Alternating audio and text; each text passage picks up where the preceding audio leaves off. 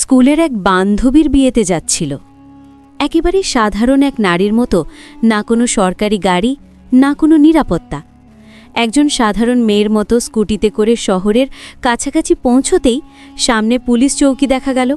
৩-৪ জন police সদস্য চৌকির বাইরে রাস্তায় দাঁড়িয়েছিল এবং মাঝখানে দাঁড়িয়েছিল দারোগা সঞ্জয় কুমার ইউনিফর্মে। সামনে আসতেই সে এসডিএম নীলাম বর্মাকে হাতে লাঠি দেখিয়ে থামার ইশারা করল। নীলাম বর্মা স্কুটিটি রাস্তার থেকে নিচে নামিয়ে সাইডে রেখে দিল। দারোগা কঠোর কণ্ঠে বলল, কোথায় যাচ্ছ? দারোগা প্রশ্ন করল। নীলাম বর্মা বলল, বান্ধবীর বিয়ে, সেদিকেই যাচ্ছি। তিনি খুব ধীর স্বরে উত্তর দিলেন। দারোগা সঞ্জয় কুমার উপরে থেকে নিচে পর্যন্ত তাকালেন। নীলাম বর্মা ২৭ বছরের এক সুন্দরী নারী ছিলেন।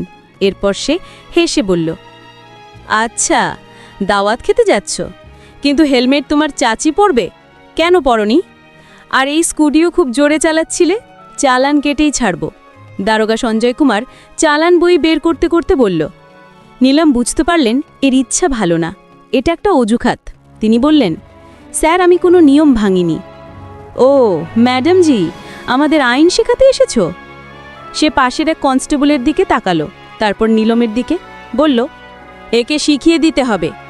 হঠাৎ দারোগা নীলমের গালে জোরে একটা চড় মারল। অনেক প্রশ্ন করছ, পুলিশ কিছু বললে শুনে নেওয়া উচিত। নীলম এক মুহূর্তের জন্য চমকে উঠলেন, কিন্তু নিজেকে সামলে নিলেন। তার চোখের রাগ সাফ দেখা যাচ্ছিল। চৌকির ইনচার্জ দারোগা হেসে বলল, এখনও অহংকার রয়ে গেছে।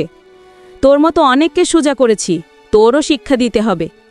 এক কনস্টেবল এগিয়ে এসে বলল, স্যার, থানায় নিয়ে যাই, সেখানে আরাম করে সেবা করব, তখন বুঝবে পুলিশ কাকে বলে। একজন কনস্টেবল নীলমের হাত ধরে টান দিল, বলল, চল গাড়িতে হট। নীলাম হাত ছাড়িয়ে বলল, হাত লাগানোর চেষ্টা করো না, না হলে ফল ভালো হবে না। দারোগার রাগ চড়ে গেল। সে বলল, এর অহংকার দেখো। এক কনস্টেবল এগিয়ে এসে নীলম বর্মার চুল টেনে ধরল আর জোর করে টানতে লাগল। নীলাম ব্যথায় কোঁকড়ে উঠলেন, কিন্তু এখনও নিজের পরিচয় দেননি। তিনি দেখতে চাইছিলেন এরা কতটা নিচে নামতে পারে। এমন সময় এক পুলিশ স্কুটিতে লাঠি মেরে বলল, বড়ই ভদ্র সাজছিস, এখন তোকে খেলনার মতো খেলব। নীলাম এখন ভালোভাবে বুঝে গেছেন এই লোকগুলো তার সাথে কি করতে চায়। দারোগার চোখে রাগ ছিল। সে চিৎকার করে বলল, অনেক দেখেছিল অহংকারী মেয়েদের, আজ ঠিক শিক্ষা দেব।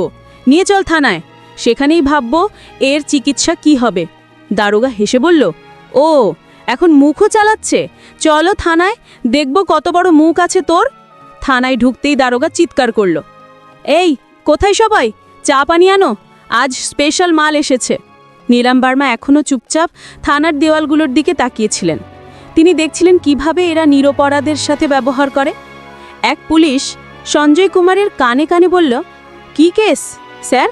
দারোগা হেসে বলল, আর কিছু না রে, যে মন চায় কেস বসিয়ে দে, চুরি ছিনতায় যা খুশি, আমরা এখানে প্রমাণ মাগি না, বানাই। কিছুক্ষণ পরে পুলিশ এসে নীলমের কাঁধে জোরে হাত দিল, কিন্তু তার মুখে কোনো ভয় ছিল না। দারোগা হাত তুলতেই হঠাৎ দরজার থেকে এক গম্ভীর আওয়াজ এলো, থেমে যাও। সবাই ফিরে তাকালো। দরজায় দাগিয়ে এসএইচও সুরেন্দ্র সিং, যার একটা অন্য রকম ইমেজ ছিল। সে ভেতরে তাকিয়ে নীলমের অবস্থা দেখে চোখ কোঁচকাল। জিজ্ঞেস করল, এটা কি হচ্ছে? সঞ্জয় হেসে বলল, কিছু না স্যার, রাস্তাঘাটের এক মেয়ে বেশি চালাকির চেষ্টা করছিল, শিক্ষা দিচ্ছি। নীলম দেখে বুঝল সে সাধারণ মেয়ে নয়। জিজ্ঞেস করল, এর অপরাধ কি? সঞ্জয় একটু গুলিয়ে গেল, বলল, স্যার, চেকিংয়ে বোর ব্যবহার করেছে। সুরেন্দ্রের সন্দেহ হলো। সে নীলমকে জিজ্ঞেস করল, তোমার নাম কি? নীলম চুপ রইল। সঞ্জয় হেসে বলল, স্যার, এটা তো নিজের নামও বলছে না। সুরেন্দ্র এখন পুরোপুরি সজাগ হয়ে উঠেছিল। সে সিপাহীকে আদেশ দিল, ওকে একা একটি কুঠুরিতে রাখো। সঞ্জয় অবাক হয়ে গেল। কিন্তু স্যার, সুরেন্দ্র কঠোরভাবে বলল, আমি সেখানেই তার সঙ্গে থাকব। তার আদেশে নীলমকে আরেকটি কুঠুরিতে রাখা হলো, যেটা আগের থেকেও বেশি দুর্গন্ধযুক্ত এবং অন্ধকার ছিল। নীলম চারদিকে নজর দিল। এক কোণায় একটি ভাঙা টেবিল পড়েছিল আর পাশে একটি মরিচা ধরা লোহার রড। এখন সেই নোংরা ব্যবস্থার আসল চেহারা আরও কাছ থেকে দেখছিল। প্রতিটি মুহূর্তে তার চোখ বুঝতে পারছিল আইন শুধুমাত্র ফাইলেই সীমাবদ্ধ। ঠিক তখনই এক সিপাহী দৌড়ে এসে বলল, স্যার, বাইরে একটা বড় গাড়ি দাঁড়িয়ে আছে। সঞ্জয় কুমার ভয়ে চমকে উঠে জিজ্ঞেস করল, গাড়িটা কার? সিপাহী ঘামতে ঘামতে বলল, স্যার, গাড়িটা সরকারি। সে তাড়াতাড়ি বাইরে গেল, আর গাড়ির ভিতরে উকি দিতেই তার চোখ কপালে উঠল। সে হড়বড় করে ফিরে এসে ধীরে বলল, স্যার। সঞ্জয় কুমার রেগে বলল, কি হয়েছে? কে আছে? সিপাহী কাঁপতে কাঁপতে বলল, স্যার, ডিএম সাহেব এসেছেন। সঞ্জয় কুমারের মুখ ফ্যাকাশে হয়ে গেল। এসএইচও সুরেন্দ্র সিংও সতর্ক হয়ে গেল, কারণ বিষয়টা এখন ওপর মহলে পৌঁছে গেছে। ডিএম সাহেব থানায় পা রাখলেন, তার চোখে স্পষ্ট রাগ। তিনি সঞ্জয় কুমারের দিকে তাকিয়ে কঠোর স্বরে বললেন, দরোগা সঞ্জয় কুমার, এখানে কি নাটক চলছে? সঞ্জয় ভয়ে বলল, কিছু না স্যার, ছোট একটা কেস। ডিএম ফাইল তুলে মনোযোগ দিয়ে পড়লেন, তার কপালে ভাঁজ পড়ে গেল। তারপর কুঠুরিতে উকি দিয়ে বললেন, এটা কে? স্যার, এই মহিলার বিরুদ্ধে 420 ঠকবাজির মামলা আছে। ডিএম সাহেব জিজ্ঞেস করলেন, তোমার কাছে কোনো প্রমাণ আছে? তিনি আবার জোর দিয়ে বললেন, প্রমাণ আছে। সঞ্জয় এখন পুরোপুরি ফেসে গেছিল। ডিএম মহিলাকে সোজা প্রশ্ন করলেন, তোমার নাম কি? প্রথমবার নীলাম বুদ্ধিমত্তির হাসি দিয়ে বলল, এসডিএম নীলাম বর্মা। পুরো থানায় নিস্তব্ধতা নেমে গেল। সবার মুখ কালো হয়ে গেল। সঞ্জয় কুমারের তো হাত পা কাঁপতে লাগলো। বাকি সিপাহীরাও হকচকিয়ে দাঁড়িয়ে পড়ল। সঞ্জয়ের যেন পায়ের নিচ থেকে মাটি সরে গেল। যাকে সে প্রতারক ভেবেছিল, সেই মহিলা নিজে এসডিএম নীলাম বর্মা, যাকে রাস্তায় টেংলে হিঁচড়ে মারা হয়েছিল। যখন এই খবর ছড়িয়ে পড়ল, গোটা থানায় আলোড়ন পড়ে গেল। ডিএম সাহেব কড়া চোখে সঞ্জয়ের দিকে তাকিয়ে বললেন, সঞ্জয় কুমার, তোমার এত সাহস কি করে হয়? একজন সিনিয়র অফিসারের বিরুদ্ধে মিথ্যে অভিযোগ। সঞ্জয় কিছু বলার চেষ্টা করছিল, তখনই এসএইচও সুরেন্দ্র সিং চিৎকার করে বলল, স্যার, আমি তো আগেই বলেছিলাম কিছু গোলমাল আছে। এখন সঞ্জয় পুরোপুরি একা পড়ে গেছিল। তখনই নীলম বর্মা শান্ত কিন্তু কঠিন কণ্ঠে প্রথমবার সরাসরি রায় দিলেন, সঞ্জয় কুমার, তুমি এখন চাকরি থেকে বরখাস্ত, তোমার বিরুদ্ধে মামলা চলবে। এ কথা শুনেই সঞ্জয়ের শ্বাস যেন আটকে এলো। বাকি পুলিশরা মুখ ফিরিয়ে নিল। সুরেন্দ্র সিং সঙ্গে সঙ্গেই বলল, হাবিলদার সাহেব, ওকে ধরে লকআপে নাও। কিন্তু তখনই সঞ্জয় কুমার তার পকেট থেকে একটা ভাঁজ করা কাগজ বের করল এবং হাসতে হাসতে বলল, রকুন ম্যাডাম, এটা আগে দেখে নিন, তারপর যা করার করুন। সে কাগজটা দেখালো। ডিএম ও নীলম বর্মা দুজনেই তৎক্ষণাৎ ওর দিকে তাকালেন। সঞ্জয় বলল, এই দেখুন আমার ট্রান্সফারের অর্ডার। 3 দিন আগেই আমার বদলি হয়েছে। এখন আপনি যত রেগে যান, আমাকে চাকরি থেকে বের করতে পারবেন না। পুরো থানায় আবার স্তব্ধতা। নীলম সেই কাগজটা হাতে নিয়ে পড়লেন। ডিএম চোখ কুচকে সুরেন্দ্র সিংয়ের দিকে বললেন, যাও, খোঁজ নিয়ে দেখো এটা আসল না শুধু দেখানোর।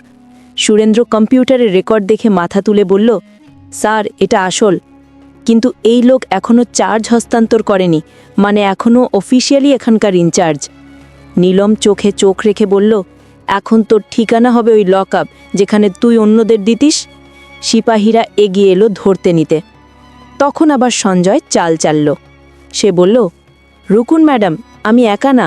আপনি কি মনে করেন শুধু আমি দোষী? সে থানার অন্য অফিসারদের দিকে ইঙ্গিত করে বলল, এরা সবাই আমার সঙ্গে যুক্ত, ওপর অবধি সবাই জড়িত। কিছু অফিসারের মুখ ফ্যাকাশে হয়ে গেল।